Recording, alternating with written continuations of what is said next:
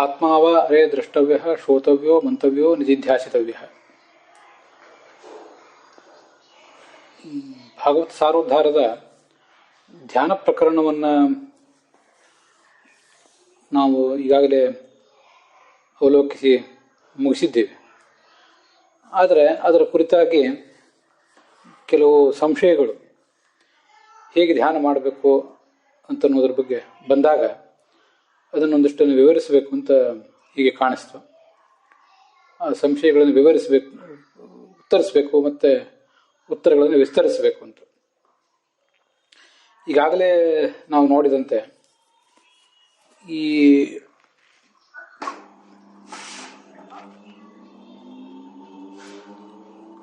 ಧ್ಯಾನ ಅಥವಾ ಉಪಾಸನೆ ಅಂತ ಅನ್ನೋದು ಮೂರು ಥರದ್ದಿದೆ. ಒಂದು ಸ್ಮರಣೋಪಾಸನೆ, ಮತ್ತೊಂದು ಶಾಸ್ತ್ರಾವಲೋಕನ ರೂಪವಾದಂಥ ಉಪಾಸನೆ, ಮತ್ತೊಂದು ಧ್ಯಾನ ರೂಪವಾದ ಉಪಾಸನೆ. ಸ್ಮರಣೋಪಾಸನೆ ಅಂದರೆ ಸರ್ವದಾ ಯೋಗ್ಯಂ. ನಾವು ನಮ್ಮ ಯಾವುದೇ ಲೌಕಿಕ ಕಾರ್ಯಗಳನ್ನು ಮಾಡ್ತಾ ಇದ್ದಾಗಲೂ ಕೂಡ ಸ್ಮರಣೋಪಾಸನೆಯನ್ನು ಸರ್ವದಾ ಅಂದರೆ ಅದೇ ಅರ್ಥ. ಯಾವಾಗಲೂ ಒಂದು ಕಡೆ ಕೂತಿರ್ಬೇಕು ಅಂತಿಲ್ಲ, ಓಡಾಡಿಕೊಂಡಿರಬಹುದು. ಸ್ನಾನಾದಿ ಕ್ರಿಯೆಗಳನ್ನು ಮಾಡುವಾಗಲೂ ಕೂಡ, ಗೃಹ ಕೃತ್ಯಗಳನ್ನು ಮಾಡುವಾಗಲೂ ಕೂಡ ನಾವು ಮಾಡಬಹುದಾದಂಥ ಒಂದು ಉಪಾಸನೆ ಅಂದರೆ ಸ್ಮರಣೋಪಾಸನೆ. ಶಾಸ್ತ್ರಾವಲೋಕ ರೂಪವಾದ ಉಪಾಸನೆ ಮತ್ತು ಧ್ಯಾನ ರೂಪವಾದ ಉಪಾಸನೆ ಬಗ್ಗೆ ಈ ಥರದ ಸಂಶಯ ಬರಲಿಕ್ಕಿಲ್ಲ. ಯಾಕಂದರೆ ಶಾಸ್ತ್ರದ ಪಾಠ ಮತ್ತು ಶ್ರವಣ, ಒಬ್ಬರು ಪಾಠ ಮಾಡ್ತಿರ್ತಾರೆ, ಮತ್ತೊಬ್ಬರು ಶ್ರವಣ ಮಾಡ್ತಿರ್ತಾರೆ. ಇದೆಲ್ಲ ನಡೆದಾಗ ಅಲ್ಲಿ ಒಂದು ಕಡೆ ಕೂತಿರ್ತಾರೆ ಅವರು.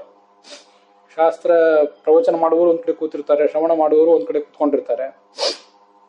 ಹಾಗೆ ಧ್ಯಾನ, ಗಾಯತ್ರಿ ಮೊದಲಾದ ಮಂತ್ರಗಳಿಂದ ಭಗವಂತನನ್ನು ಧ್ಯಾನಿಸುವಾಗಲೂ ಕೂಡ ಒಂದು ನಿರ್ದಿಷ್ಟ ಸ್ಥಳದಲ್ಲಿ ಕೂತ್ಕೊಂಡಿರ್ತಾರೆ. ಆದ್ರಿಂದ ಬೇರೆ ಎಲ್ಲ ಕೃತ್ಯಗಳನ್ನು ಬಿಟ್ಟು ಅವರು ಕೂತ್ಕೊಂಡಿರೋದ್ರಿಂದ ಮನಸ್ಸಿಗೆ ಒಂದು ಏಕಾಗ್ರತೆ ಅಲ್ಲಿ ಬರಲಿಕ್ಕೆ ಎಲ್ಲ ಥರದ ಅನುಕೂಲಗಳಿವೆ. ಅಷ್ಟಾದರೂ ಬರ್ತದೆ ಅಂತಿಲ್ಲ.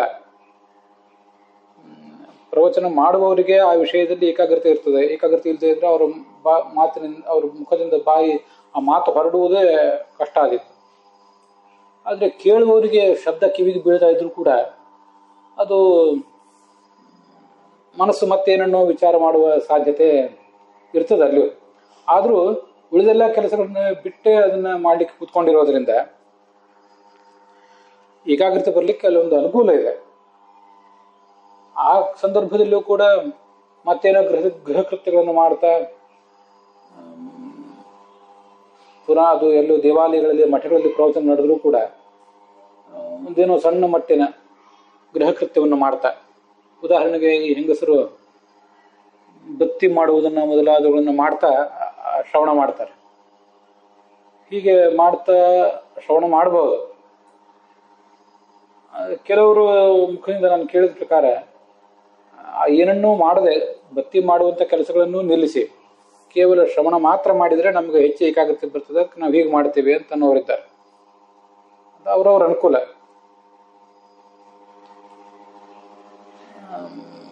ಮತ್ತೆ ಗಾಯತ್ರಿ ಮೊದಲಾದ ಧ್ಯಾನಗಳನ್ನು ಮಾಡುವಾಗ, ಮಂತ್ರಗಳನ್ನು ಉಚ್ಚರಿಸ್ತಾ ಧ್ಯಾನ ಮಾಡುವಾಗ ಮನಸ್ಸಿಗೆ ಏಕಾಗ್ರತೆ ಬರುವ ಸಾಧ್ಯತೆ ಇದೆ. ಬರದೇ ಇರುವ ಸಾಧ್ಯತೆಗಳು ಹೆಚ್ಚಿವೆ. ಆದ್ದರಿಂದ ಈ ಶಾಸ್ತ್ರಾವಲೋಕ ರೂಪವಾದ ಉಪಾಸನೆ, ಶಾಸ್ತ್ರ ಶ್ರವಣ ರೂಪವಾದ ಉಪಾಸನೆ ಅಂತೇನಿದೆ, ಇದು ಎರಡನೇದ್ದು, ಮತ್ತು ಧ್ಯಾನ ರೂಪವಾದ ಉಪಾಸನೆ ಮೂರನೇದ್ದು. ಇವೆರಡನ್ನು ಹೊರತುಪಡಿಸಿದರೆ ಮೊದಲನೇ ಉಪಾಸನೆ ಏನಿದೆ, ಸರ್ವದಾ ಅಂತ ಹೇಳಿದ್ದೇನಿದೆ, ಯಾವುದ್ಯಾವುದೋ ಕ್ರಿಯೆಗಳನ್ನು, ಸ್ನಾನ ಮತ್ತು ಮಹಿಳೆಯರು ಮಾಡುವಂತಹ ಅಡಿಗೆ ಇತ್ಯಾದಿ ಕೆಲಸಗಳು, ಗೃಹ ಕೃತ್ಯಗಳು, ಅದೆಲ್ಲ ಮಾಡುವಾಗಲೂ ಕೂಡ ಭಗವಂತನ ಉಪಾಸನೆ ಮಾಡುವುದೇನಿದೆ ಸ್ಮರಣೋಪಾಸನೆ ಅಂತ. ಅಲ್ಲಿ ಸ್ಮರಣ ಅಂದ್ರೆ ಏನು? ಕೇವಲ ಭಗವಂತನ ನಾಮಗಳನ್ನು ಅಥವಾ ಯಾವುದೋ ಒಂದು ಸ್ತೋತ್ರವನ್ನ ನಾವು ಬಾಯ್ಪಾಠ ಕಲಿತದನ್ನ ಹಾಗೆ ಹೇಳ್ತಾ ಇರುವುದು ಅಂತ ಅರ್ಥ. ನಾವು ನಾಮಸ್ಮರಣ ಅಂತ ಅಂತಿರ್ತೇವೆ. ಹಾಗೂ ಹೇಗೆ ಅಂತ ಒಂದು ಪ್ರಶ್ನೆ ಅಲ್ಲಿ ಬರ್ತದೆ. ಸಾಮಾನ್ಯವಾಗಿ ನಾಮಸ್ಮರಣ ಅಂತ ಏನಂತೀವಲ್ಲ, ನಾಮಸ್ಮರಣ ಅಂತನ್ನುವುದು ನಾವು ಹೇಳ್ತೇವೆ, ಅದು ಅಷ್ಟು ಶುದ್ಧವಾದ ಶಬ್ದ ಅಲ್ಲ. ಅದು ನಾವು ಸ್ಮರಿಸುವುದು ನಾಮವನ್ನಲ್ಲ, ಸ್ಮರಿಸಬೇಕಾಗಿರುವುದು ಭಗವಂತನ ರೂಪವನ್ನು. ನಾಮವನ್ನು ಬಾಯಿಯಿಂದ ಉಚ್ಚರಿಸುವುದು. ಹರೇ ರಾಮ ರಾಮ ರಾಮ ಹರೇ ಹರೇ ಅಂತ ಹೀಗೆಲ್ಲ ಹೇಳ್ತಾ ಇದ್ದಾಗ ನಾಮವನ್ನು ಬಾಯಿಯಿಂದ ಉಚ್ಚರಿಸುವುದು, ಭಗವಂತನ ರೂಪವನ್ನು ಸ್ಮರಿಸುವುದು. ಆ ಸಂದರ್ಭದಲ್ಲಿ ಮನಸ್ಸಿನ ಪರದೆಯ ಮೇಲೆ ಆ ಭಗವಂತನ ರೂಪವನ್ನು ನಾವು ಮೂಡಿಸಿಕೊಳ್ಳೋದು. ಇದು ಅಲ್ಲಿ ನಡೆಯಬೇಕಾದದ್ದು, ಸಾಮಾನ್ಯವಾಗಿ ನಡೆಯುವಂಥದ್ದು. ಯಾವುದಾವುದೋ ಕೃತ್ಯಗಳನ್ನು ಮಾಡುವಾಗ, ಭೌತಿಕ ಕೆಲಸಗಳನ್ನು, ಲೌಕಿಕ ಕೆಲಸಗಳನ್ನು ಮಾಡುವಾಗ ನಮ್ಮ ಮನಸ್ಸು, ಕೈ, ಕಾಲು ಇವೆಲ್ಲವೂ ಕೂಡ ಅಲ್ಲಿ ತೊಡಗಿರ್ತವೆ. ನಮ್ಮ ಕಣ್ಣು ಕೂಡ ಯಾವುದೋ ಒಂದು ನಿರ್ದಿಷ್ಟ ವಸ್ತುವನ್ನು ನೋಡ್ತಾ ಇರ್ತವೆ. ಉಳಿದದ್ದು ಯಾವುದನ್ನು ನಾವು ನೋಡಲಿ ಬಿಡಲಿ, ಕೆಲಸಗಳನ್ನು ಮಾಡುವಾಗ ಕಣ್ಣಂತೂ ಒಂದು ಕಡೆ ತತ್ಪರವಾಗಿರ್ಬೇಕು. ಸಾಮಾನ್ಯವಾಗಿ ಧ್ಯಾನ ಮಾಡುವಾಗ ಕಣ್ಣು ಮುಚ್ಚಿ ಮನಸ್ಸಿನ ಪರದೆಯ ಮೇಲೆ ನಾವು ಬೇಕಾದಂಥ ಒಂದು ರೂಪವನ್ನು ನಾವು ಚಿತ್ರಿಸ್ಕೋಬೇಕಾಗ್ತದೆ. ಈ ಕಣ್ಣು ತೆರೆದಿರ್ತದೆ ನಾವು ಕೃತ್ಯಗಳನ್ನು ಮಾಡುವಾಗ, ಕೆಲಸಗಳನ್ನು ಮಾಡುವಾಗ. ಮತ್ತು ಆ ಸಂದರ್ಭದಲ್ಲಿ ಆ ಭಗವಂತನ ರೂಪವನ್ನು ಸ್ಮರಿಸುವುದು ಹೇಗೆ ಅಂತ ಒಂದು ಜಿಜ್ಞಾಸೆ ಒಬ್ಬರು ಮುಂದಿಟ್ಟರು. ನಮ್ಮ ಮನಸ್ಸಿಗೆ ತುಂಬ ಸಹಜವಾಗಿ ಇದನ್ನೆಲ್ಲ ಮಾಡುವಂಥ ಶಕ್ತಿ ಇದೆ. ಇದನ್ನೆಲ್ಲ ನಾವು ಮಾಡ್ತಿದ್ದೀವಿ ಅಂತಂದರೆ ಅದೇನು ಭಾರಿ ಅಲೌಕಿಕ ಸಾಧನೆ ಮಾಡ್ತಿದ್ದೀವಿ ಅಂತ ಏನಲ್ಲ. ಸಹಜವಾಗಿ ಇಷ್ಟನ್ನೆಲ್ಲ ಮಾಡುವ ಶಕ್ತಿ ಅದಕ್ಕಿದ್ದೇ ಇದೆ. ಅದಕ್ಕೊಂದು ಉದಾಹರಣೆ ಕೊಡ್ತೇನೆ ನಾನು, ಆವಾಗ ಗೊತ್ತಾಗ್ತದೆ. ನಾವು ಏನೋ ಮನೆ ಕೆಲಸ ಮಾಡ್ತಾ ಇದ್ದೀವಿ, ಅಥವಾ ಬೆಳಗಿನ ಸಾಯಂಕಾಲದ ವಾಯುವಿಹಾರ ಮಾಡ್ತಾ ಇದ್ದೀವಿ. ಆ ವಾಯುವಿಹಾರ ಮಾಡುವ ಸಂದರ್ಭದಲ್ಲಿ ಅಥವಾ ಮನೆ ಕೆಲಸಗಳನ್ನು ಮಾಡುವ ಸಂದರ್ಭದಲ್ಲಿ ಕೆಲಸ ತನ್ನ ದೈನಂದಿನ ವೇಗದಲ್ಲೇ ಮುಂದುವರಿತಾ ಇರ್ತದೆ. ಆ ಸಂದರ್ಭದಲ್ಲಿ ಒಬ್ಬರದ್ದು ಯಾರ್ದಾದ್ರೂ ದೂರವಾಣಿ ಕರೆ ಬಂದರೆ, ಅಥವಾ ನಾವೇ ದೂರವಾಣಿ ಕರೆ ಮಾಡಬೇಕಾದಂಥ ಪ್ರಸಂಗ ಬಂದರೆ, ಆಗ ನಾವು ಆ ಕರೆಯಲ್ಲಿ ತೊಡಗುತ್ತೇವೆ, ಮಾತನಾಡಲಿಕ್ಕೆ ಶುರು ಮಾಡ್ತೇವೆ. ಈ ಕಡೆ ಕೆಲಸವೂ ನಡೆದಿರ್ತದೆ. ಕೆಲಸ ಅಭ್ಯಸ್ತವಾಗಿರೋದ್ರಿಂದ ಅದಕ್ಕೆ ವಿಶೇಷ ಏಕಾಗ್ರತೆ ಏನು ಬೇಕಾಗಿರೋದಿಲ್ಲ. ನಾವು ದೈನಂದಿನ ಡೈಲಿ ಕೋರ್ಸ್ ಅಂತ ಏನಂತಾರೆ ಅಂತ ಕೆಲಸಗಳನ್ನು ಮಾಡಲಿಕ್ಕೆ ಈ ಡೈಲಿ ಕೋರ್ಸ್ಗಳನ್ನು ಮಾಡುವಾಗ ಆಸ್ ಎ ರಟೀನ್ ಮಾಡ್ತಾ ಇರ್ತೇವೆ. ಅದ್ರ ಜೊತೆಗೇನೆ ನಾವು ಯಾರ ಜೊತೆ ಫೋನಲ್ಲಿ ಮಾತಾಡ್ತಾ ಇದ್ದೇವೆ ಅದರದೊಂದು ಆ ವ್ಯಕ್ತಿದೊಂದು ಚಿತ್ರವೂ ನಮ್ಮ ಕಣ್ಮುಂದೆ ಸಾಮಾನ್ಯವಾಗಿ ಬರ್ತದೆ. ಕೆಲವು ಸರಿ ಬರದೇ ಇರಬಹುದು, ಸಾಮಾನ್ಯವಾಗಿ ಬರ್ತದೆ ಅಂತ ಹೇಳಿದೆ. ನಮಗೂ ಬರ್ತದೆ. ಆ ಕಡೆ ಮಾತಾಡ್ತಾ ಇರುವವರು ನಾವು ಆ ವ್ಯಕ್ತಿಯನ್ನು ನೋಡಿದರೆ ನಾವು ಅವ್ರ ಜೊತೆ ಮಾತಾಡುವಾಗ ಆ ವ್ಯಕ್ತಿಯ ಚಿತ್ರ ನಮ್ಮ ಕಣ್ಮುಂದೆ ಬಂದೇ ಬರ್ತದೆ. ಅಥವಾ ನಾವು ದೂರವಾಣಿಯಲ್ಲಿ ಮಾತಾಡದೇ ಇರಬಹುದು, ನಾವು ಕೆಲಸ ಮಾಡ್ತಾ ಇದ್ದೀವಿ, ರೂಟೀನ್ ವರ್ಕ್ಸ್ ನಾವು ಮಾಡ್ತಾ ಇದ್ದೇವೆ. ಆ ಸಂದರ್ಭದಲ್ಲಿ ನಮಗೆ ನಾವು ಈ ಎಲ್ಲ ಕೆಲಸಗಳನ್ನು ಮುಗಿಸಿ ಆಮೇಲೆ ಬೇರೆ ಎಲ್ಲೋ ಹೋಗಬೇಕಾಗಿದೆ, ಯಾವುದೋ ಒಂದು ಮಹತ್ವದ ಕೆಲಸ. ಆ ಮಹತ್ವದ ಕೆಲಸದಲ್ಲಿ ನಾವು ಹೇಗೆ ಪಾಲ್ಗೊಳ್ಬೇಕು, ನಮ್ಮ ಪಾತ್ರ ಅಲ್ಲಿ ಏನು ಅಂತೆಲ್ಲ ಮನಸ್ಸು ಆಲೋಚನೆ ಮಾಡ್ತಿರ್ತದೆ. ಆಗ ಆ ಒಂದು ಸ್ಥಳ, ಅಲ್ಲಿ ನಾವು ನಾವು ಭೇಟಿ ಮಾಡಬೇಕಂತ ವ್ಯಕ್ತಿಗಳು, ಇವರೆಲ್ಲರ ಚಿತ್ರ ನಮ್ಮ ಕಣ್ಮುಂದೆ ಬರ್ತದೆ. ನಮ್ಮ ಹೊರಗಣ್ಣು ಈ ನಾವು ಮಾಡಬೇಕಾದಂತಹ ಕೆಲಸಗಳು, ಆ ವಸ್ತುಗಳ ಕಡೆಗೆ, ದೈನಂದಿನ ವಸ್ತುಗಳ ಕಡೆಗೆ ನಮ್ಮ ಮನಸ್ಸು, ನಮ್ಮ ಕಣ್ಣು ಹೊರಟಿರ್ತದೆ. ಕಣ್ಣು ಅದನ್ನೆಲ್ಲ ಪರಿಶೀಲಿಸ್ತಾ ಇದ್ದಾಗ ಮನಸ್ಸಿನ ಸಹಕಾರ ಬೇಕಾಗ್ತದೆ.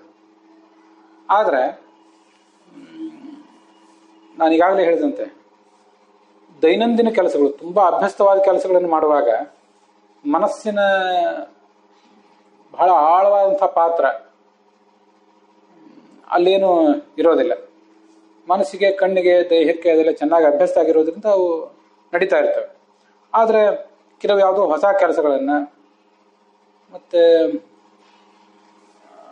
ತುಂಬ ಕಷ್ಟಕರವಾದಂಥ ಕೆಲಸಗಳನ್ನು, ಬಹಳ ಏಕಾಗ್ರತೆಯಿಂದ ಮನಸ್ಸು ಕಣ್ಣು ಎರಡೂ ತೊಡಗಬೇಕಾದಂಥ ಕೆಲಸಗಳನ್ನು ಮಾಡೋ ಪ್ರಸಂಗ ಬಂದಾಗ ಅಲ್ಲಿ ನಾವು ಮಾಡ್ತಿರೋ ಕೆಲಸಗಳಲ್ಲಿ ನಮ್ಮ ಕಣ್ಣು ಮತ್ತು ಮನಸ್ಸು ಅವೆರಡೂ ಕೂಡ 100% ತೊಡಗಬೇಕಾಗ್ತದೆ. 100% ಅಲ್ಲದೆ ಇದ್ರೂ ಸ್ವಲ್ಪ ಕಡಿಮೆ ಆದರೂ ಅಲ್ಲಿ ತೊಡಗಬೇಕಾಗ್ತದೆ. ಅಲ್ಲಿ ನಮ್ಮ ಮನಸ್ಸು ಮತ್ತೊಂದೇನನ್ನು ಆಲೋಚನೆ ಮಾಡುವುದು, ಚಿತ್ರಿಸಿಕೊಳ್ಳುವುದು, ಪಿಕ್ಚರೈಸ್ ಮಾಡ್ಕೊಳ್ಳುವುದು ಸಾಧ್ಯ ಆಗೋದಿಲ್ಲ. ಇಷ್ಟನ್ನು ಹೊರತುಪಡಿಸಿದರೆ, ಇಂಥ ಕೆಲವು ಅಪರೂಪದ ಪ್ರಸಂಗಗಳು, ಕ್ಲಿಷ್ಟ ಪ್ರಸಂಗಗಳನ್ನು ಹೊರತುಪಡಿಸಿದರೆ ಉಳಿದೆಲ್ಲ ಸಂದರ್ಭಗಳಲ್ಲಿಯೂ ಕೂಡ ನಮ್ಮ ಮನಸ್ಸು ಅಭ್ಯಸ್ತವಾದ ವಿಷಯಗಳಲ್ಲಿ ಕಣ್ಣನ್ನು ನಿಯಂತ್ರಿಸ್ತಾ ಇರ್ತದೆ. ಮನಸ್ಸಿನ ಒಂದು ಭಾಗ ಕಣ್ಣನ್ನು ನಿಯಂತ್ರಿಸ್ತಾ ಇರ್ತದೆ, ಆ ಕೆಲಸ ನಡೀತಾ ಇರ್ತದೆ. ಮನಸ್ಸಿನ ಮತ್ತೊಂದು ಭಾಗ, ನಾವು ಯಾವುದೋ ಜೊತೆ ಏನು ವ್ಯಕ್ತಿ ಜೊತೆಗೆ ಮಾತಾಡ್ತಾ ಇರ್ತೀವಿ, ಆ ವ್ಯಕ್ತಿ ಅಥವಾ ನಾವು ಇನ್ನು ಮುಂದೆ ಮಾಡಬೇಕಾಗಿರುವಂಥ ಯಾವುದೋ ಒಂದು ಕೆಲಸ,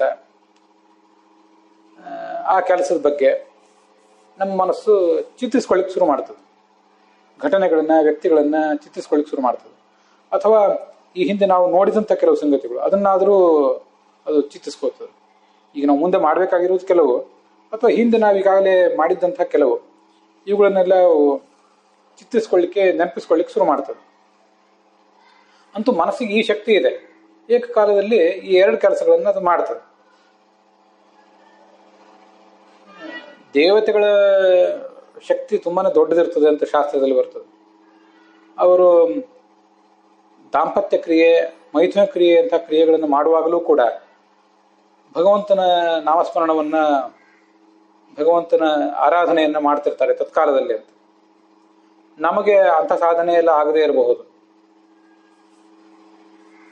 ದೇವತೆಗಳಷ್ಟು ಆಗದೆ ಹೋದ್ರೂ ಕೂಡ, ಮತ್ತೆ ಕೆಲವು ಅಭ್ಯಸ್ತವಾದ ಕ್ರಿಯೆಗಳಿಗೆ ಸಂಬಂಧಪಟ್ಟಂತೆ ಆದರೂ ಕೂಡ ನಮ್ಮ ಮನಸ್ಸು ಏಕಕಾಲದಲ್ಲಿ ಎರಡು ಕೆಲಸಗಳನ್ನ ಮಾಡ್ಲಿಕ್ಕೆ ಸಾಧ್ಯ ಇದೆ. ಒಂದು ಕಣ್ಣು, ಕೈ ಮೊದಲಾದಂಥ ಜ್ಞಾನೇಂದ್ರಿಯ, ಕರ್ಮೇಂದ್ರಿಯಗಳನ್ನು ನಿಯಂತ್ರಿಸ್ತದೆ. ಮತ್ತೊಂದು ಹಿಂದೆ ಆಗಿರುವುದನ್ನು ಅಥವಾ ಮುಂದೆ ಆಗಬೇಕಾಗಿರುವುದನ್ನು, ನಾವು ಮಾತಾಡಬೇಕಾಗಿರುವಂಥ ವ್ಯಕ್ತಿಯನ್ನು, ಸ್ಥಳವನ್ನು ಅದು ಚಿತ್ರಿಸ್ಕೋತದೆ. ಹೀಗೆ ಇದು ಲೌಕಿಕ ಸಂದರ್ಭದಲ್ಲಿ ನಮಗೆ ಇದು ಕಂಡಿದೆ ಅಂತ ಆದಮೇಲೆ, ಇದೇ ಒಂದು ಶಕ್ತಿಯನ್ನು, ಮನಸ್ಸಿಗಿರುವಂಥ ಶಕ್ತಿಯನ್ನು ನಾವು ಈ ಸ್ಮರಣೋಪಾಸನೆ, ಧ್ಯಾನೋಪಾಸನೆ ಅಂತ ಏನಿದೆ ಅದರಲ್ಲಿ ನಾವು ಅದನ್ನು ಉಪಯೋಗ ಮಾಡ್ಕೋಬಹುದು. ಮನಸ್ಸಿನ ಈ ಶಕ್ತಿಯನ್ನು ನಾನು ಅದನ್ನು ಮಾಡ್ತಾ ಇದ್ದೇನೆ, ನಾನು ಏನು ಮಾಡ್ತಿದ್ದೇನೆ ಅದನ್ನು ಹೇಳ್ತಿದ್ದೇನೆ, ಯಾವುದನ್ನು ಅಪ್ರಾಯೋಗಿಕವಾದನ್ನೇನು ಹೇಳ್ತಿಲ್ಲ. ಮತ್ತು ನಾನು ಇದನ್ನು ಮಾಡ್ತಿದ್ದೀನಿ ಅಂದರೆ ಭಾರಿ ದೊಡ್ಡ ಸಾಧನೆ ಮಾಡಿದ್ದೀನಿ ಅಂತ ಏನಲ್ಲ. ನಮ್ಮಂಥ ಸಾಮಾನ್ಯ ಮನುಷ್ಯರೇ ಮನಸ್ಸಿನ ಈ ಶಕ್ತಿಯನ್ನು ಹೀಗೆ ಉಪಯೋಗ ಮಾಡಿಕೊಳ್ಳಿಕ್ಕೆ ಸಾಧ್ಯ ಇದೆ ಅಂತ ನಾನು ಅದನ್ನು ಹೇಳಲಿಕ್ಕೆ ಬಯಸ್ತೇನೆ. ಆದ್ದರಿಂದ ಈ ಕೆಲಸಗಳನ್ನು ಮಾಡ್ತಾ ಇದ್ದೀವಿ. ಆ ಸಂದರ್ಭದಲ್ಲೇ ಭಗವಂತನ ಯಾವುದೋ ಒಂದು ರೂಪವನ್ನು, ಅದು ರೂಪ ಮಾಡಿದಂಥ ಯಾವುದೋ ಕಾರ್ಯಗಳನ್ನು, ನಾನು ಹೇಳಿದೆ, ಸ್ಟಿಲ್ ಪಿಕ್ಚರ್ಗಳನ್ನು, ಸ್ಥಿರ ಚಿತ್ರಗಳನ್ನು ಮನಸ್ಸಿನಲ್ಲಿ ನಾವು ಚಿತ್ರಿಸಿಕೊಳ್ಳೋದಕ್ಕಿಂತ ಮೋಷನ್ ಪಿಕ್ಚರ್ಗಳನ್ನು, ಚಲನಚಿತ್ರಗಳನ್ನು ಮನಸ್ಸಿನಲ್ಲಿ ರೂಢಿಸ್ಕೊಂಡ್ರೆ ಅದು ಹೆಚ್ಚು ಚೆನ್ನಾಗಿರ್ತದೆ. ನಮ್ಮ ಮನಸ್ಸು ಹೆಚ್ಚು ಅಲ್ಲಿ ಏಕಾಗ್ರಗೊಳ್ಳಲಿಕ್ಕೆ ಅನುಕೂಲ ಆಗ್ತದೆ. ಅದನ್ನು ನೀವು ಕೂಡ ಕೆಲವರು ಮಾಡಿ ನೋಡಿದ್ದೀರಿ, ಸುಲಭ ಆಗ್ತದೆ. ಅದಕ್ಕಾಗಿ ಇಂಥ ಕ್ರಿಯೆಗಳನ್ನು ನಾವು ಯಾವುದೋ ಲೌಕಿಕ ಕ್ರಿಯೆಗಳನ್ನೆಲ್ಲ ಮಾಡುವಾಗ ಸ್ಮರಣೋಪಾಸನೆ ಅಂತ ನಾವೇನು ಮಾಡಬೇಕಾಗಿದೆ, ಆ ಸಂದರ್ಭದಲ್ಲಿ ಭಗವಂತನ ಕ್ರಿಯೆಗಳು ಒಂದಾದ್ಮೇಲೆ ಒಂದು ಆ ಕ್ರಿಯೆಗಳನ್ನು ಚಲಚಿತ್ರದ ರೂಪದಲ್ಲಿ ಸ್ಮರಿಸ್ಕೊಳ್ತಾ ಹೋದರೆ ಅದು ತುಂಬ ಚೆನ್ನಾಗಿರ್ತದೆ. ಇದು ಅದಕ್ಕಿರುವಂಥ ಒಂದು ಉಪಾಯ. ಮತ್ತೆ ನಾನು ಈಗಾಗಲೇ ಹೇಳಿದ್ದೆ, ವಿಷ್ಣು ಸಹಸ್ರನಾಮ ಮೊದಲಾದ ಮಂತ್ರಗಳನ್ನು ಆ ಸಂದರ್ಭದಲ್ಲಿ ನಾವು ಉಪಯೋಗ ಮಾಡ್ಕೋಬಹುದು. ಸ್ತೋತ್ರವನ್ನು ಹೇಳ್ತಾ ಹೋಗ್ಬೋದು ಉದ್ದಕ್ಕೆ. ಮೊದಲಿನಿಂದ ವಿಷ್ಣು ಷಟ್ಕಾರೋ ಅಲ್ಲಿಂದ ಹಿಡಿದು ಸರ್ವಪ್ರಹರಣಾಯುಧ ಅಂತ. ಅದು ಆ ಸಂದರ್ಭದಲ್ಲಿ ನಾವು ಬೇರೆ ಏನೋ ಕೆಲಸ ಮಾಡ್ತಿದ್ದಾಗ ಪೂರ್ಣವಾಗಿ ಬಾಯ್ಪಾಠ ಬಂದಿಲ್ಲದೆ ಇದ್ದವರಿಗೆ ಅಥವಾ ಸರಿಯಾಗಿ ಬಾಯ್ಪಾಠ ಬಂದಿಲ್ಲದೆ ಇದ್ದವರಿಗೆ ಹಾಗೆ ಏಕಾಗ್ರತೆಯಿಂದ ಸಹಸ್ರನಾಮಗಳನ್ನು ಶ್ಲೋಕ ರೂಪದಲ್ಲಿ ಹೇಳಲಿಕ್ಕಾಗದೆ ಹೋದರೆ ಯಾವುದೋ ಒಂದು ನಾಮವನ್ನು ಮಾತ್ರ ನಿರ್ದಿಷ್ಟವಾಗಿ ನಮಗದೇನು ಫಲ ಕೊಡಬೇಕಾಗಿದೆ ಅಂಥ ಒಂದು ನಾಮವನ್ನು ಮಾತ್ರ ಮತ್ತೆ ಸರ್ವಪ್ರಹರಣಾಯುಧಾಯ ನಮಃ ಅಥವಾ ಮಾರ್ಗಾಯ ನಮಃ, ನಮ್ಗೆ ಯಾವ ಫಲ ಬೇಕೋ ಅಂಥ ಫಲಗಳನ್ನು ಉದ್ದೇಶಿಸಿ ಅದನ್ನು ಹೇಳ್ತಾ ಹೋಗ್ಬೋದು. ಮಾರ್ಗ ಅಂದರೆ ಭಗವಂತ ನಾವು ಮಾರ್ಗದರ್ಶಕನಾಗಿದ್ದಾನೆ ಅಂತ ಅದರ ಅರ್ಥ. ಅನುಕೂಲಾಯ ನಮಃ, ಅವನು ನಮ್ಗೆ ಅನುಕೂಲನಾಗಿದ್ದಾನೆ. ಶ್ರೀನಿವಾಸಾಯ ನಮಃ, ದಾಂಪತ್ಯದ ಸುಲಲಿತ ನಿರ್ವಹಣೆಗಾಗಿ. ಶ್ರುತಿ ಸಾಗರಾಯ ನಮಃ, ಭಗವಂತ ನಮಗೆ ಶಾಸ್ತ್ರ ಸಾಗರನಾಗಿದ್ದಾನೆ, ನಮಗೂ ಕೂಡ ಶಾಸ್ತ್ರ ಸಾಗರಗಳನ್ನು ಅವನು ಅಭ್ಯಾಸ ಮಾಡಲಿ. ಚಿನ್ನ ಸಂಶಯಾಯ ನಮಃ, ನಮಗಾತ ಸಂಶಯಗಳನ್ನು ಪರಿಹರಿಸಲಿ. ಗುರವೇ ನಮಃ, ಗುರುತಮಾಯ ನಮಃ, ಶತಾಂಗತೆಯೇ ನಮಃ, ಎಲ್ಲರಿಗೂ ಕೂಡ ಅವನ ಗತಿ. ಸಂಸಾರದಲ್ಲಿ ಬಿದ್ದು ತೊಳಲಾಡ್ತಾ ಇರುವವರಿಗೂ, ಇಲ್ಲಿಂದ ಏಳಲಿಕ್ಕೆ ಹವಣಿಸುವವರಿಗೂ ಎಲ್ಲಿಗೂ ಕೂಡ ಅವನೇ ಗತಿ ಅಂತ ಹೀಗೆಲ್ಲ ನಾನಾ ಥರದ ನಾಮಗಳನ್ನು ಆ ಸಂದರ್ಭದಲ್ಲಿ ನಾಮವನ್ನು ಒಂದೊಂದೇ ನಾಮವನ್ನು ಹೇಳ್ತಾ ಇದ್ರೆ ಹೆಚ್ಚು ಸುಲಭ ಆಗಿತ್ತು. ಪೂರ್ಣವಾಗಿ ಬಾಯ್ಪಾಠ ಬಂದಿಲ್ಲದೆ ಇದ್ದವರಿಗೆ ಅಥವಾ ಪೂರ್ಣವಾಗಿ ಬಾಯ್ಪಾಠ ಬರುವವರಿಗೂ ಕೂಡ ಆ ಒಂದೊಂದು ನಾಮದಿಂದ ಏನು ಫಲ ಸಿಗಬೇಕೋ ಅದಕ್ಕಾಗಿ ಈ ಥರದ ಪ್ರಯತ್ನಗಳನ್ನು ಮಾಡಬೇಕು. ಇದಲ್ಲದೆ ಭಾಗವತ, ಭಾರತ ಇತ್ಯಾದಿ ಗ್ರಂಥಗಳಲ್ಲಿ, ಸರ್ವಮೂಲಗಳಲ್ಲಿ, ಬೇರೆ ಬೇರೆ ಪುರಾಣಗಳಲ್ಲಿ ಭಗವಂತನ ರೂಪಗಳನ್ನು ವರ್ಣನೆ ಮಾಡಿರುವಂತಹ, ಭಗವಂತ ಯಾವ್ಯಾವ ಕ್ರಿಯೆಗಳನ್ನು ಮಾಡ್ತಾನೆ ಅನ್ನೋದನ್ನೆಲ್ಲ ವರ್ಣನೆ ಮಾಡಿರುವಂತಹ ಬೇಕಾದಷ್ಟು ಶ್ಲೋಕಗಳಿವೆ. ಸರ್ವತ್ರ ಸರ್ವಕೃತ್ಯಾಪಿ ಹಯಗ್ರೀವಾದಿ ರೂಪಕ, ಎಲ್ಲ ರೂಪಗಳಿಂದಲೂ ಎಲ್ಲ ಕ್ರಿಯೆಯನ್ನು ಅವನು ಮಾಡಬಲ್ಲ.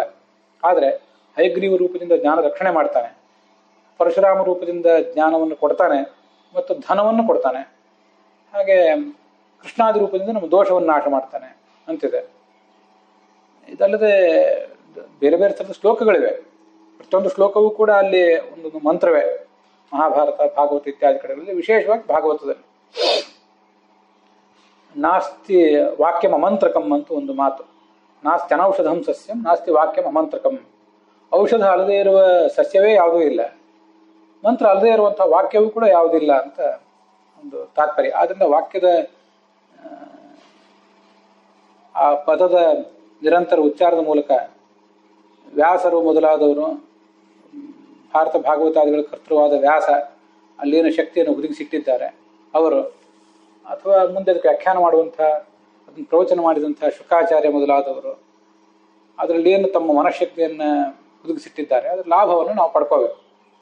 ಭಾಗವತದ ಹಿಂದೆ ಕೂಡ ಇದನ್ನು ಹೇಳಿದ್ದೆ. ಭಾಗವತದ 5ನೇ ಸ್ಕಂದದಲ್ಲಿ 8-10 ಮಂತ್ರಗಳನ್ನು ಹೇಳ್ತಾರೆ. ಹಯಗ್ರೀವ ಮಂತ್ರ, ನರಸಿಂಹ ಮಂತ್ರ, ಮತ್ಸ್ಯ ಮಂತ್ರ, ಕೂರ್ಮ ಮಂತ್ರ, ರಾಮ, ವರಾಹ ಇತ್ಯಾದಿ ಮಂತ್ರಗಳು. ಅಲ್ಲಿ ಈ ಗಾಯತ್ರಿ ಮೊದಲಾದ ಮಂತ್ರಗಳನ್ನು ನಾವು ಮಾಡಬೇಕಾದ್ರೆ ಅದಕ್ಕೆ ಇದನ್ನು ನಾನು ಹೇಳಿದ್ದು, ಗಾಯತ್ರಿಯನ್ನು ದಿವಸಕ್ಕೆ ಇಷ್ಟೇ ಸಂಖ್ಯೆಯಲ್ಲಿ ಮಾಡಬೇಕು, ಸಂಧ್ಯಾವಂದನದಲ್ಲಿ ಮಾತ್ರ ಮಾಡಬೇಕು, ಒಂದು 10 ಮಂತ್ರ ಆದರೂ ಒಂದು ತರ್ಪಣ ಕೊಡಬೇಕು, ಅದಕ್ಕೆ ಅಂಗನ್ಯಾಸ, ಕರನ್ಯಾಸ, ಧ್ಯಾನ ಶ್ಲೋಕ ಇವೆಲ್ಲ ಬೇಕು ಅಂತ ಹೀಗೆಲ್ಲ ತುಂಬ ನಿರ್ಬಂಧಗಳಿವೆ ಅದಕ್ಕೆ. ಆದರೆ ಈ ಕೆಲವು ಮಂತ್ರಗಳಿವೆಯಲ್ಲ ಭಾಗವತದಲ್ಲಿ, ಅವಕ್ಕೆ ಧ್ಯಾನ ಶ್ಲೋಕ ಕೆಲವು ಕಡೆ ಇದ್ದಂತೆ ಕಾಣಿಸ್ತದೆ. ಬಹುತೇಕ ಮಂತ್ರಗಳಿಗೆ ಧ್ಯಾನ ಶ್ಲೋಕ ಇಲ್ಲವೂ ಇಲ್ಲ, ಅಂಗನ್ಯಾಸ, ಕರನ್ಯಾಸ ಇಲ್ಲ, ಒಂದಾದನ್ನು ತರ್ಪಣ ಕೊಡಬೇಕು ಅನ್ನುವಂಥ ಒತ್ತಡ ಇಲ್ಲ, ಏನೂ ಸಮಸ್ಯೆಯೂ ಇಲ್ಲ. ಒಂದಾದ್ಮೇಲೆ ಒಂದು ಅಥವಾ ಒಂದನ್ನೇ ತುಂಬ ದೊಡ್ಡ ಸಂಖ್ಯೆಯಲ್ಲಿ ನಾವು ಹೇಳ್ತಾ ಹೋಗ್ಬೋದು. ಎಷ್ಟು ಸಂಖ್ಯೆಯಲ್ಲಿ ಹೇಳಬೇಕು ಅನ್ನೋ ನಿರ್ಬಂಧವೂ ಇಲ್ಲ. ಮನೆಯಲ್ಲಿದ್ದಾಗ ಸಾಮಾನ್ಯವಾದ ಒಂದು ಶುದ್ಧಿ, ಸ್ನಾನ ಮಾಡಿದ ಶುದ್ಧಿ ಇದ್ದರೆ ಸಾಕು. ಉದಾಹರಣೆಗೆ ಹಯಗ್ರೀವ ಮಂತ್ರ ಇದೆ, ಓಂ ಹಾಂ ಹಯಗ್ರೀವಾಯ ನಮಃ ಅಂತ ಮಂತ್ರ ಏನಿದೆ ಅದು ತಂತ್ರಸಾರದಲ್ಲಿ ಬಂದದ್ದು. ಸಂಧ್ಯಾವಂದನದಲ್ಲಿ ದೇವಪೂಜಾ ಪದ್ಧತಿಯಲ್ಲಿ ಅಂಗನ್ಯಾಸ, ಕರನ್ಯಾಸ ಮಾಡಿ 10 ಆದ್ಮೇಲೆ ಜಪ ಮಾಡಿ ಮುಂದೆ 10 ಆದ್ಮೇಲೆ ಒಂದು ತರ್ಪಣ ಕೊಡಬೇಕಾದಂಥ ಅನಿವಾರ್ಯತೆ ಇದ್ದ ಮಂತ್ರ ಅದು. ಅಲ್ಲಿ ನಮಗೆ ಹಯಗ್ರೀವ ಅಂದರೆ ಕುದುರೆ ಅಂತ ಮುಖವುಳ್ಳವನು, ಇಷ್ಟೇ ನಮಗೆ ತಿಳಿಯೋದು. ಇನ್ನೂ ಅನೇಕ ಅರ್ಥಗಳಿರ್ಬೋದು, ನಮಗೆ ತಿಳಿಯೋ ಅರ್ಥ ಇದು ಒಂದು. ಆದರೆ ಭಾಗವತದಲ್ಲಿ ಹಯಗ್ರೀವನ ಮಂತ್ರ ಇದೆ, ಓಂ ನಮೋ ಭಗವತೆ ಧರ್ಮಾಯ ಆತ್ಮಶೋಧನಾಯ ನಮಃ ಅಂತ ಮುಂದೆ ಇದ್ದಿರಬೇಕು. ಆತ್ಮಶೋಧನಾಯ, ನಮ್ಮ ವ್ಯಕ್ತಿತ್ವವನ್ನು ಶುದ್ಧಗೊಳಿಸುವಂಥ ಭಗವಂತನಿಗೆ ನಮಸ್ಕಾರ ಅಂತ ಹೀಗಿದೆ ಅಲ್ಲಿ. ಶುದ್ಧಿಯನ್ನು ಬಯಸುವವನು ಇಂಥ ಮಂತ್ರಗಳು ನಮಗೆ ತುಂಬ ಕೂಡಲೇ ಅಪೀಲ್ ಆಗೋದ್ರಿಂದ, ನಮ್ಮ ಮನಸ್ಸಿಗೆ ತುಂಬ ಸಂತೋಷ ಕೊಡೋದ್ರಿಂದ ಅಂಥದನ್ನು ಹೇಳ್ತಾ ಹೋಗ್ಬೋದು ಆತ್ಮಶುದ್ಧಿಗಾಗಿ. ಓಂ ನಮೋ ಭಗವತಿ ನೃಸಿಂಹಾಯ ತೇಜಸ್ತೇಜಸ ಆವಿರ್ಭವ ವಜ್ರಣಕ ವಜ್ರದಮುಷ್ಟ್ರ ಕರ್ಮಾಶಯಾನ್ ರಂಧಯ ತಮೋ ಗ್ರಸ ಸ್ವಾಹ ಅಭಯಮಾತ್ಮನೆ ಭೂಯಿಷ್ಠಾತ್ ಓಂ ಕ್ಷೋಂ ಅಂತ ನರಸಿಂಹ ಮಂತ್ರ. ತಮೋಗ್ರಸ, ನಮ್ಮ ಕತ್ತಲನ್ನು ನಾಶ ಮಾಡು. ಕರ್ಮಾಶಯಾನ್ ರಂಧಯ, ನಾವು ಯಾವ ದೇಹಗಳಿಂದ ಸ್ಥೂಲ ದೇಹ, ಅನಿರುದ್ಧ ದೇಹ ಮೊದಲಾದ ಮತ್ತು ಲಿಂಗ ದೇಹ ಇದ್ರ ಮೂಲಕ ಕರ್ಮಗಳನ್ನು ಮಾಡ್ತಾ ಇದ್ದೇವೆ, ಆ ಕರ್ಮ ಮಾಡಲಿಕ್ಕೆ ಆಶ್ರಯಭೂತವಾದ ನೆಲೆಯಾದಂಥ ದೇಹಗಳನ್ನು ನಾಶ ಮಾಡು, ಹರಿದು ಹಾಕು ಅಂತ ಹೀಗೆ ಅಲ್ಲಿ ಪ್ರಾರ್ಥನೆ ಇದೆ. ಹಿರಣ್ಯಕಶಿಪುವನ್ನ ಎದೆಯನ್ನು ನೀನು ಹರಿದು ಹಾಕಿದೆ, ನಮ್ಮ ದೇಹವನ್ನು ಹರಿದು ಹಾಕು ಅಂತ ಅವನಲ್ಲಿ ಒಂದು ಪ್ರಾರ್ಥನಾ ಇದೆ. ಮಂತ್ರ ಜಪ ನಿರಂತರವಾಗಿ ಮುಂದುವರಿತಾ ಇರ್ತದೆ. ಇವು ಕೆಲವು ಮಂತ್ರಗಳನ್ನು ಇದರಲ್ಲಿ ಹೇಳಿದೆ ಅಷ್ಟೆ. ನಮ್ಗೆ ಯಾವ್ದು ಬೇಕೋ ಅದನ್ನು ನಾವು ಹೀಗೆ ಉಪಯೋಗ ಮಾಡ್ಕೋಬಹುದು. ಇದ್ದಕ್ಕಿದ್ದಂತೆ ನಿಲ್ಲಿಸ್ಲಿಕ್ಕೂ ಏನು ತೊಂದರೆ ಇಲ್ಲ. ಸಂಧ್ಯಾ ವಂದನಾದಿಗಳಲ್ಲಿ ಗಾಯತ್ರಿಯನ್ನ 10 ಗಾಯತ್ರಿ ನಡುವೆ ನಿಂದ್ರಿಸಿ ಮತ್ತೆ ಅದ್ರ ಜೊತೆ ಮಾತಾಡಲಿಕ್ಕೆ, ನಡುವೆ ಬೇರೆ ಕೆಲಸ ಮಾಡಲಿಕ್ಕೆ ಸಮ್ಮತಿ ಇರೋದಿಲ್ಲ. ಸಂಧ್ಯಾ ವಂದನೆ, ದೇವರ ಪೂಜೆ ಇತ್ಯಾದಿ ಮಾಡುವಾಗ ಬೇರೆ ಜೊತೆ ಮಾತೇ ಆಡಬಾರದು. ಆಡುವ ಪ್ರಸಂಗ ಬಂದರೆ ಕನಿಷ್ಠ 10 ಗಾಯತ್ರಿ ಮಂತ್ರ ಆದರೂ ಮಾಡಿ ತರ್ಪಣ ಕೊಟ್ಟು ಆಮೇಲೆ ಏನನ್ನಾದರೂ ಅನಿವಾರ್ಯವಾಗಿ ಮಾತನಾಡಿ ಮತ್ತೆ ಅದ್ರ ಮುಂದಿನ ಅಂಗನ್ಯಾಸ ಕರನ್ಯಾಸಾದಿಗಳನ್ನು ಮುಂದುವರಿಸಬೇಕಾಗ್ತದೆ. ಹೀಗಲ್ಲೊಂದು ನಿರ್ಬಂಧ ಇರ್ತದೆ. ಇದಕ್ಕೆ ಅದು ಯಾವ ನಿರ್ಬಂಧವೂ ಇಲ್ಲ. ಮತ್ತೆ ವಿಷ್ಣು ಸಹಸ್ರನಾಮ, ವಾಯುಸ್ತುತಿ, ನಾರಾಯಣ ವರ್ಮ ಇತ್ಯಾದಿಗಳನ್ನಾದರೂ ಕೂಡ ಶ್ಲೋಕಗಳನ್ನು ಒಂದಾದ್ಮೇಲೆ ಒಂದು ಹೇಳ್ತಿರ್ಬೇಕಾಗ್ತದೆ. ಸ್ತೋತ್ರ ಸಮಾಪ್ತ ಆಗುವ ತನಕ ಬೇರೆ ಏನನ್ನು ಹೇಳಲಿಕ್ಕೆ ಅಲ್ಲಿ ಸಮ್ಮತಿ ಇರೋದಿಲ್ಲ. ಹೇಳುವುದು, ಬೇರೆ ಮಾತಾಡುವುದು ಇತ್ಯಾದಿ ಕೆಲಸಗಳನ್ನು ಮಾಡುವುದು ಥರ ಅಲ್ಲ. ಆದರೆ ಇಲ್ಲಿ ಓಂ ನಮೋ ಭಗವತೆ ಧರ್ಮಾಯ ಆತ್ಮಶೋಧನಾಯ ಒಂದು ಮಂತ್ರ ಆದರೂ ಮುಗಿದೋಯ್ತು. ಮಾತಾಡೋ ಪ್ರಸಂಗ ಬಂದರೆ ಇನ್ಯಾವುದಾರ ಜೊತೆ ಮಾತಾಡ್ಬೋದು, ಮತ್ತೆ ಅದನ್ನು ಮುಂದುವರಿಸ್ಬೋದು. ಹೀಗೆಲ್ಲ ಖಂಡಿತವಾಗಿಯೂ ಅದರಲ್ಲಿ ಮಾಡಲಿಕ್ಕೆ ಒಂದು ಅನುಕೂಲಗಳಿವೆ. ಇಂಥದನ್ನು ತುಂಬ ಉಪಯೋಗ ಮಾಡ್ಕೊಳ್ಳೋದು. ಆ ಮಂತ್ರ ಏನು ಭಗವಂತನ ಗುಣವನ್ನು ಹೇಳ್ತದೆ, ನಮಗೆ ಅದರಿಂದ ಆಗಬೇಕಾದ ಲಾಭ ಏನಿದೆ ಅಂತ ಅನ್ನೋದನ್ನು ಪರಿಶೀಲಿಸಿ ಹೀಗೆ ಅದನ್ನು ಮಾಡ್ತಾ ಹೋಗಬೇಕು. ಇದನ್ನೇ ಸ್ಮರಣೋಪಾಸನೆ ಅನ್ನುವುದು. ಸರ್ವದಾ ಎಲ್ಲರಿಗೂ ಎಲ್ಲ ಕಾಲದಲ್ಲಿಯೂ ನಾನು ಅದನ್ನು ಸ್ವಲ್ಪ ಹಿಗ್ಗಿಸ್ಕೊಂಡಿದ್ದೇನೆ.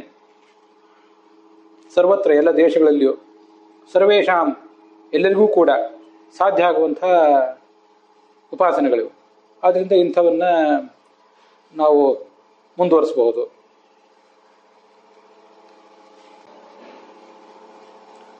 ಭಗವಂತನ ಗುಣಗಳನ್ನು ಶಾಸ್ತ್ರದಲ್ಲಿ ಏನು ವರ್ಣನೆ ಮಾಡಿದ್ದಾರೆ,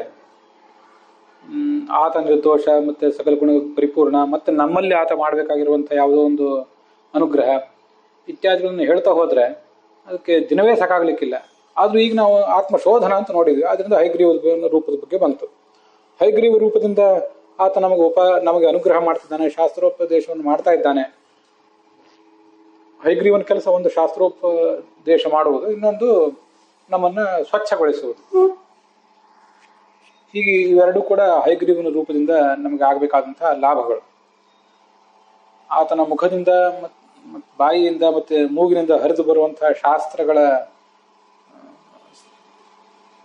ಒಂದು ಪ್ರವಾಹ ಏನಿದೆ, ಆ ಪ್ರವಾಹದಲ್ಲಿ ನಾವು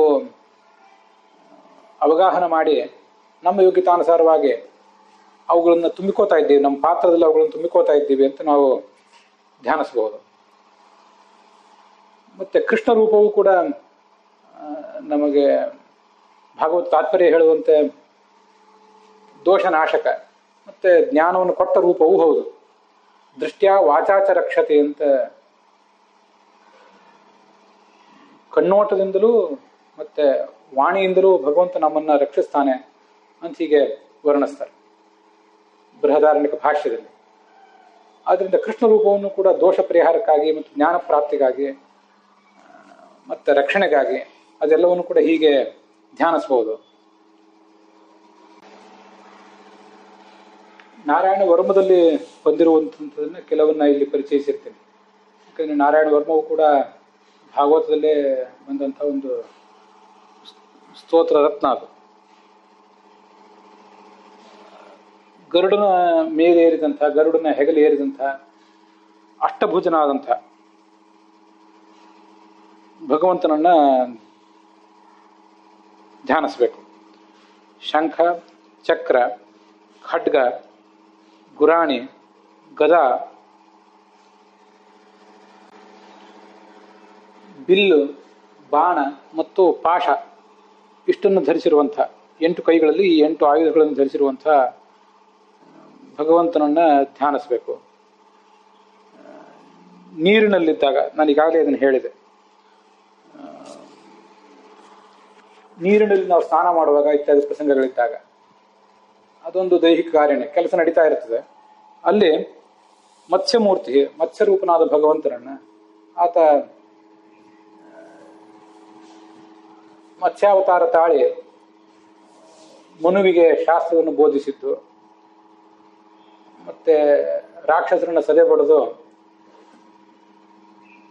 ವೇದಗಳನ್ನ ಮರಳಿ ಭಗವಂತನಿಗೆ ಕೊಟ್ಟದ್ದು ಇತ್ಯಾದಿಗಳನ್ನ ಅಲ್ಲಿ ಧ್ಯಾನಿಸಬಹುದು.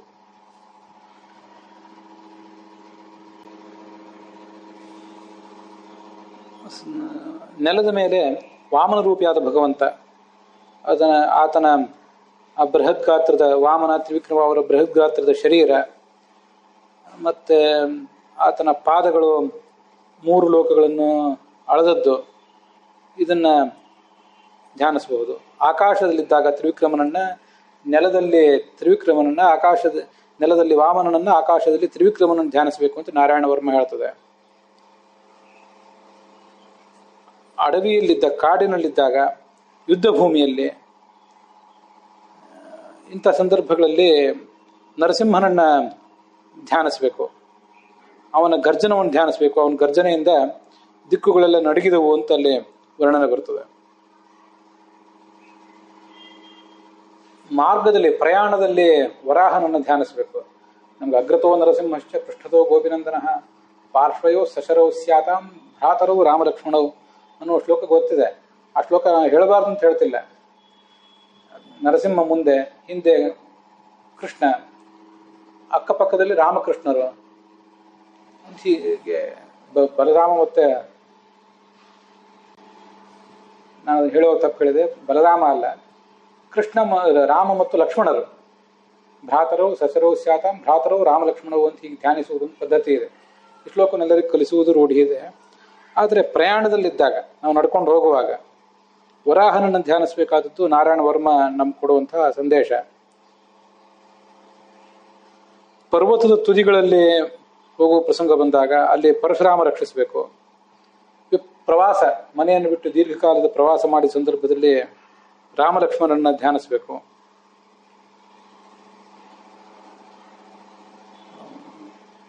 ದಾರಿಯಲ್ಲಿ ವರಾಹನ ಧ್ಯಾನಿಸಬೇಕು ಅಂತ ಬಂತಲ್ಲ. ದಾರಿ ಅಂದ್ರೆ ಕೇವಲ ಯಾವುದೋ ಊರಿಗೆ ಹೊರಟ ದಾರಿ ಮಾತ್ರ ಅಲ್ಲ. ಸಂಸಾರ ಅನ್ನೋದೇ ಒಂದು ದೊಡ್ಡ ದಾರಿ. ಆ ದಾರಿಯನ್ನು ದಾಟಿ ದಾರಿಯಲ್ಲಿ ಸಾಗಿ ನಾವು ಮುಂದೆ ಮೋಕ್ಷಕ್ಕೆ ಹೋಗಬೇಕಾಗಿದೆ. ಅಲ್ಲಿ ವರಾಹನನ್ನು ಧ್ಯಾನಿಸಬೇಕು. ಎಲ್ಲ ರೀತಿಯಾದ ಅಜಾಕರೂಕತೆಗಳಿಂದ ನಮ್ಮನ್ನ ನಾರಾಯಣ, ನರನಾರಾಯಣ ಅಂತೇನು ಭಗವಂತನ 2 ರೂಪಗಳಿವೆ. ನರ ಅಂದ್ರೆ ಶೇಷನ ಅಂಶ. ಆ ಶೇಷನ ಅಂಶನಾದ ನರನಲ್ಲಿ, ನರ ಎಂಬ ಹೆಸರಿನಿಂದಲೇ ಭಗವಂತ ಇದ್ದಾನೆ.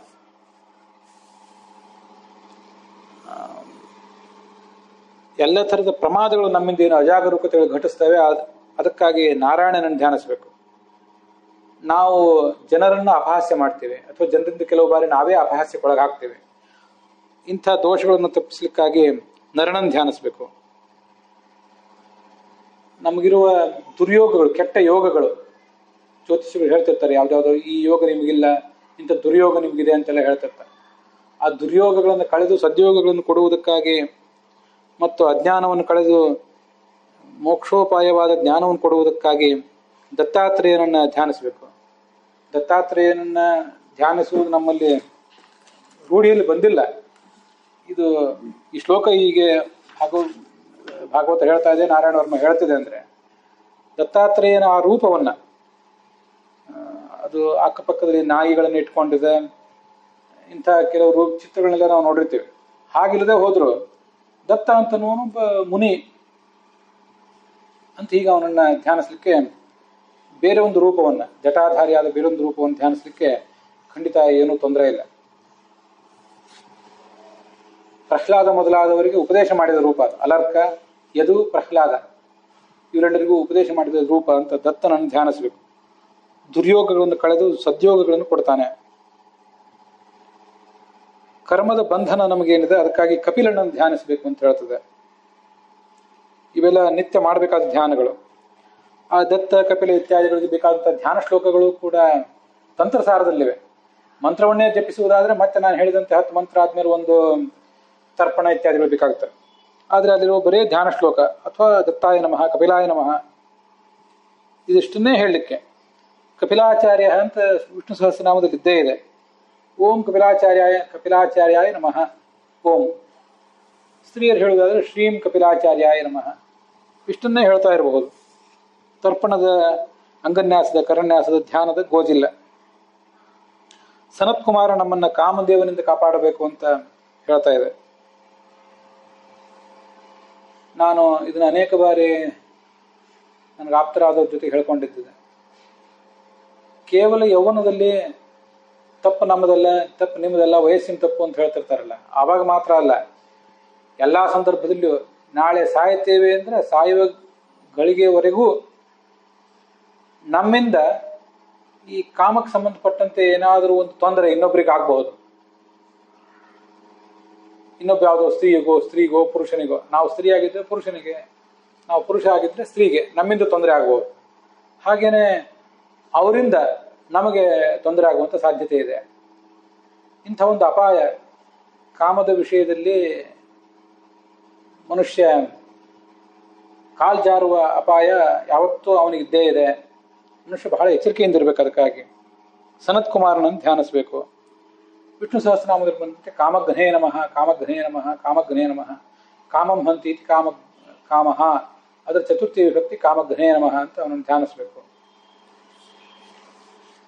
ಮತ್ತೆ ನಾರದರು ಭಾಗವತದಲ್ಲಿ ಹೇಳ್ಕೊಂಡಿದ್ದೊಂದು ಕಥಾ ಇದೆ. ಅವರು ಉಪಬರಹಣ ಅಂತ ಒಬ್ಬ ಗಂಧರ್ವ ಆಗಿದ್ರಂತೆ ಮೊದಲು. ಗಂಧರ್ವ ಸ್ತ್ರೀಯರು, ಅಪ್ಸರ ಸ್ತ್ರೀಯರು ಇವರೆಲ್ಲ ಅವರಿಗೆ ಬಹಳ ಪ್ರಿಯರಾಗಿದ್ರು ನಾರದರಿಗೆ. ಯಾಕೆಂದ್ರೆ ರೂಪ ಪೇಶಲ ಕೌಮಾರ್ಯ ಸೌಗಂಧ್ಯ ಪ್ರಿಯ ದರ್ಶನ, ತುಂಬಾ ಸುಂದರವಾದ ರೂಪ, ಕೋಮಲವಾದ ರೂಪ, ದೇವತೆ ಸ್ವಯಂ ಗಂಧರ್ವನೇ ಆದ್ರಿಂದ ಸುಗಂಧಭರಿತವಾದ ದೇಹ, ಜೊತೆಗೆ ಸಂಗೀತ ಬೇರೆ, ಕಲಾವಿದ ಬೇರೆ. ಇಂಥದ್ರಿಂದ ಸ್ತ್ರೀಯರಿಗೆ ಬಹಳ ಆಪ್ತರಾಗಿ ಬಿಟ್ಟಿದ್ರಂತವ್ರು, ಪ್ರಿಯತಮರಾಗಿ ಬಿಟ್ಟಿದ್ರಂತ.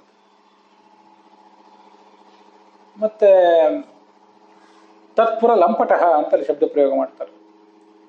ಮತ್ತಃ, ನಾನು ಮದಭರಿತನಾಗಿ ಬಿಟ್ಟಿದ್ದೆ. ತತ್ಪುರ ಲಂಪಟಃ, ಸ್ತ್ರೀಲಂಪಟ ಅಂದ್ರೆ ಆ ಶಬ್ದ ನಾವು ತುಂಬಾ ಕಡೆ ಕೇಳೇ ಇರ್ತೀವಿ. ಸ್ತ್ರೀಪುರ ಲಂಪಟ, ತತ್ಪುರ, ತತ್ ಅಂದ್ರೆ ಸ್ತ್ರೀಯರು, ಹಿಂದೆ ಬಂದ ಸ್ತ್ರೀಯರು. ಸ್ತ್ರೀಯರ ಪುರದಲ್ಲಿ, ದೇಹದ ವಿಷಯದಲ್ಲಿ ಲಂಪಟ, ಅವರ ಆಲಿಂಗನ, ದರ್ಶನ, ಅವ್ರ ಮಾತು ಕೇಳ್ತಾ ಇರೋದು, ಇಂಥದ್ರಲ್ಲಿ ಲಂಪಟ. ಸ್ತ್ರೀ ಲಂಪಟ ಅನ್ನೋದಕ್ಕಿಂತಲೂ ಅವರ ದೇಹದಲ್ಲಿ ಲಂಪಟ ಅಂತ ಅನ್ನೋದು ಇನ್ನೂ ಸ್ಟ್ರೆಸ್ ಕೊಡ್ತದೆ ನಮಗೆ. ಆ ಕಾಮುಕತೆಯನ್ನು ಹೆಚ್ಚು ತೋರಿಸ್ತದೆ, ಸ್ವಚ್ಛಂದತೆಯನ್ನು ಹೆಚ್ಚು ತೋರಿಸ್ತದೆ ಅಂತ ನನಗೆ ಕಾಣಿಸ್ತದೆ. ಹಾಗಿದ್ರು ಅವರು ಒಂದ್ಸರಿ ಎಲ್ಲ ಹಿರಿಯ ಚತುರ್ಮುಖ ಮೊದಲಾದವರು, ಪ್ರಾಯ ಅವರೆಲ್ಲರೂ ಸೇರಿದಂಥ ದೊಡ್ಡ ದೊಡ್ಡ ದೇವತೆಗಳು ಸೇರಿದ, ಪ್ರಜಾಪತಿಗಳೆಲ್ಲ ಸೇರಿದ ಒಂದು ಸಭಾ, ಅಲ್ಲಿ ಇವರು ಹಾಡಬೇಕಾಗಿತ್ತು. ಅಲ್ಲಿ ಇವರು ಅಶ್ಲೀಲವಾಗಿ ಹಾಡಿದರು ಅಂತ ವರ್ಣನೆ ಕೇಳಿ ಬರ್ತದೆ. ಹಿಂದೆ ಭಾಗವತದಲ್ಲೇ ಬಂದಿದೆ, ಭಾಗವತ ಸಾರೋದ್ಧಾರದಲ್ಲೇ ಬಂದಿದೆ. ಅಶ್ಲೀಲವಾಗಿ ಹಾಡಿದರು. ಕೆಲವು ಬಾರಿ ಅವರು ಹಾಡಿದ್ದೇನೋ ಅಶ್ಲೀಲವಾದ ಹಾಡನ್ನೇ ಹಾಡಲಿಕ್ಕಿಲ್ಲ, ಭಗವಂತನ ಗುಣಗಾನುರೂಪವಾದ ಹಾಡನ್ನೇ ಹಾಡಿದ್ದಿರಬೇಕು. ಆದ್ರೆ ಆ ಹಾಡುವಾಗ ಅನೇಕ ಕಡೆ ಈ ಥರ ಆಗಿಬಿಡ್ತದೆ. ಸಂಗೀತಗಾರರು, ಅವ್ರ ಪಕ್ಕದಲ್ಲಿ ಕುಳಿತಂಥವ್ರು, ಅವರೆಲ್ಲ ಪರಸ್ಪರ ಒಬ್ಬರನ್ನೊಬ್ರು ಹುರಿದುಂಬಿಸ್ತಾ ಇರ್ತಾರೆ, ಒಬ್ಬರ ಕಡೆಗೊಬ್ರು ಮೆಚ್ಚುಗೆ ನೋಟ ಬೀಳ್ತಾ ಇರ್ತಾರೆ. ಇದು ಸಭ್ಯತೆಯ ಎಲ್ಲೇ ಮೀರಬಾರದು. ಆದರೆ ಮೀರಿತ್ತದು ಅಲ್ಲಿ ನಾರದರ ಕೇಸಿನಲ್ಲಿ. ಆಗ ಅವರು ನೀವು ಶೂದ್ರ ಜನ್ಮ ಹೊಂದಿರಿ ಅಂತ ಅವ್ರಿಗೆ ಶಾಪ ಕೊಟ್ಬಿಟ್ಟಿದ್ರಂತೆ ಪ್ರಜಾಪತಿಗಳು. ಚತುರ್ಮುಖ ಮೊದಲಾದವರು ಕೊಟ್ಟಿರ್ಬೇಕು. ಇವರು ಹೋಗಿ ಮತ್ತೆ ಅಂಥದ್ದು ಯಾವುದೋ ಒಂದು ಜನ್ಮವನ್ನು ಸವಿಸಿ ಅಲ್ಲಿ ಅವರ ತಾಯಿ ಯಾರೋ ಜ್ಞಾನಿಗಳ ಸೇವೆ ಮಾಡ್ತಿದ್ದಾಗ ಆ ಜ್ಞಾನಿಗಳ ಸೇವೆಯನ್ನು ತಾನೂ ಮಾಡಿ ಚಾತುರ್ಮಾಸ ಕಾಲದಲ್ಲಿ ಆ ಜ್ಞಾನಿಗಳ ಸಂಘ ಪಡೆದು ಮುಂದೆ ನಾರದರಾಗಿ ಹುಟ್ಟಿದರು ಅಂತ ಅಲ್ಲಿ ಕೇಳಿ ಬರ್ತದೆ.